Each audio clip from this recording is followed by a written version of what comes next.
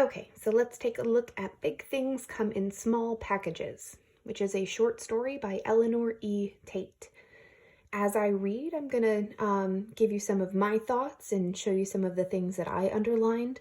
And then I'm also going to ask you to pause occasionally and make some of your own notes.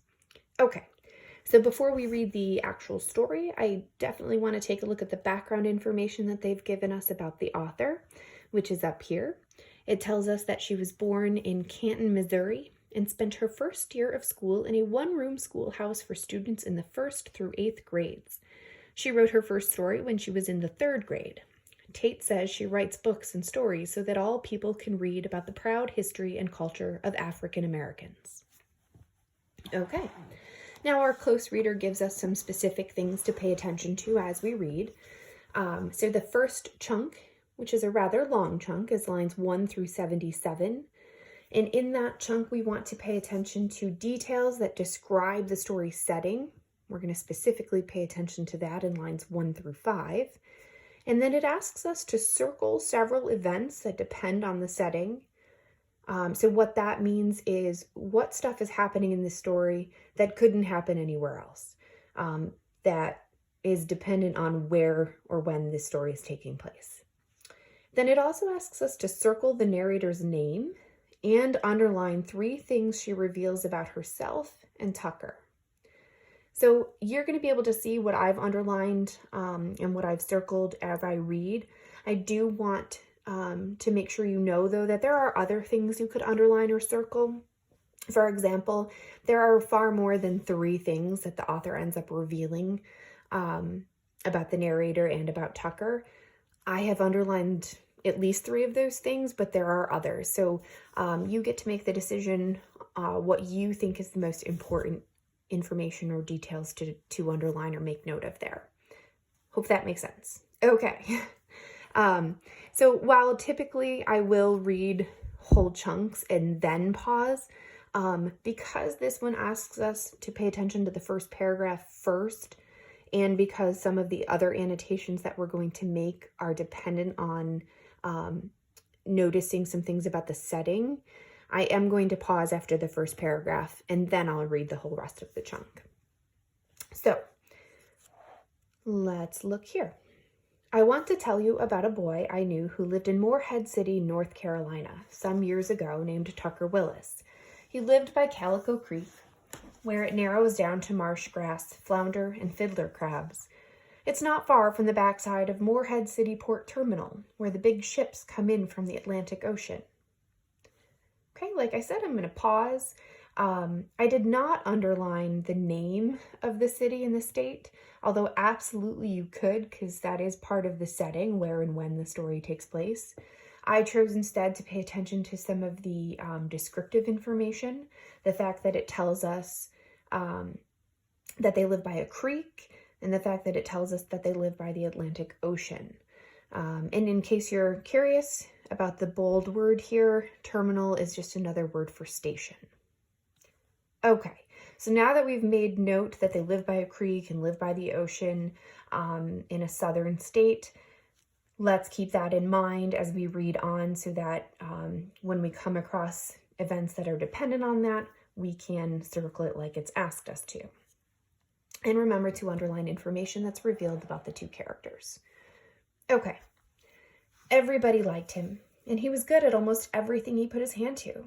But when Tucker turned 11 or 12, he was still so short he looked like an elf. And you know how it is when you're a little different from other folks in even some harmless kind of way. Kids called him Tom Thumb, Squirt, Midget, Inchworm, Dwarf. I thought Tucker was the cutest little thing in the world. But to him back then, I was old knock-kneed Lashana May, the girl who lived down the street. I was a couple years younger than him. We were friends, though, and went to the same church, St. Luke's Missionary Baptist, and the same school.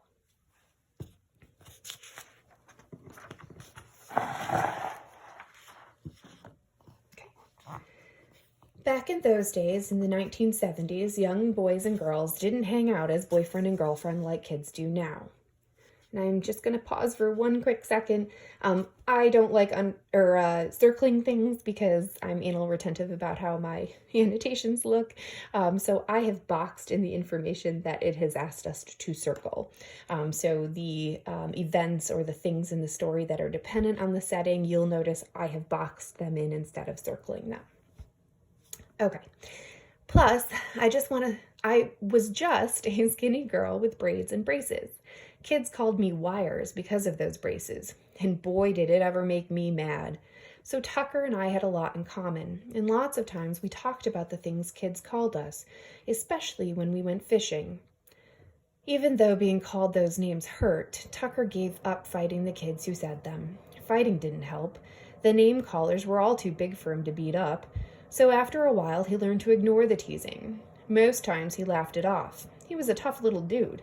But oh mercy, how he hated those names. One day, Tucker did something that made everybody stop calling him names he didn't like. I think it helped him grow a few inches, too. You need to know a few things about this boy before I tell you what changed things around. Tucker could do almost anything that any other kid his age could do.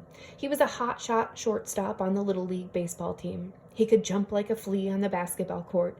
He was smart in school. He was in the Boy Scouts. He could swim like a fish and even surf. Okay. He looked like a Tootsie Roll to me in that big ocean. Yeah, I had a nickname for him too. I called him Tootsie Roll, but never to his face. I just kept it to myself, and when I called him that in my head, I didn't mean it in a bad way. Tucker could do some fishing. He especially liked to fish his folks' little pier alongside their house. And then if you're curious about what pier means in this context, on the side I've made a note. It is a platform leading out from shore into a body of water. Okay. In the summertime, he'd lie on his stomach on the pier and catch some of the biggest flounder to come out of Calico Creek. Instead of a rod and reel, he used a handful of fishing line, a hook baited with shrimp, and a sinker to keep the bait from floating on the surface. He'd dangle that shrimp an inch or two off the bottom, right in front of a flounder's nose. Sometimes we'd fish together on his pier, and I wouldn't catch diddly squat, not even a pinfish, not even a lizard fish, nothing. But old Tootsie Roll could catch 'em. I tried fishing the way he did, but most of the time I used a rod and reel, 'cause I thought the way Tucker did it was country. I still couldn't catch anything, not in Calico Creek. I did all right when I fished at the pier in Atlantic Beach. That's how I'd see Tucker surfing. He even got teased about surfing, because not many black kids we knew surfed. Shoot, as much as we all loved the water, not a whole lot of us even knew how to swim. I didn't, not until Tucker taught me later on. He and his dad or mom would fish out on their own little pier all night sometimes with a Coleman lantern for light. And if you look down at the bottom, a Coleman lantern is a lamp that burns pressurized kerosene to give light. His folks used regular rods and reels. I never fished out there at night with them because the mosquitoes and the gnats would about eat me up. Plus, my mama liked to tell me that they used to do baptizing in that creek, which was okay. But then Mama'd say, "LaShawna May, you watch out about being around that creek by yourself at night. The people who got baptized there and who've passed on come back to that creek as spirits in the middle of the night when the moon's full. They'll be singing and celebrating and shouting and praising, and they don't want to be disturbed unless you want to join in with them." And here I've made a note that in this context, disturbed means bothered or interrupted. Me being a scared little kid, you can believe that Mama didn't have to worry about me going to nobody's Calico Creek by myself at night. But sometimes I'd go to my window at night and look out to see if anybody was celebrating the way she said. All I ever saw were grown folks fishing. Sometimes somebody would holler when they caught a big one. After I got grown, I understood that Mama told me that story to try to help me stay out of trouble. She was worried I'd drown or get into some kind of foolishness. Well, it worked. I knew that it was easy to get into trouble when you're out someplace where you're not supposed to be. Okay, Number 2 down at the bottom asks us to go back and look at lines 6 through 26 again. And it says, in the margin, describe the conflict Tucker faces. Circle the text that foreshadows a future event. So there are 2 things it's asking us to do there when we look back at lines 6 through 26. The first is write in the margins, which is the space on the side. And in the margins, we're going to describe the conflict Tucker faces. So conflict is whenever there's a problem. So what bothers Tucker in those lines? And then the second thing it asks us to do is circle the text that foreshadows a future event. Now, I did not circle the text that I thought foreshadowed a future event yet. So that was not in the underlines or circles that you saw. So you do want to go back and look at those lines and pay attention to those 2 things. So line 6 starts right here with everybody. And line 26 is the end of this paragraph right here. So in just a moment, pause the video, go back and reread those lines to yourself.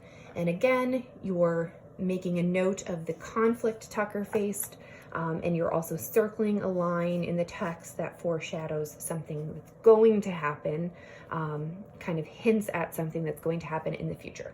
Okay, go ahead and pause.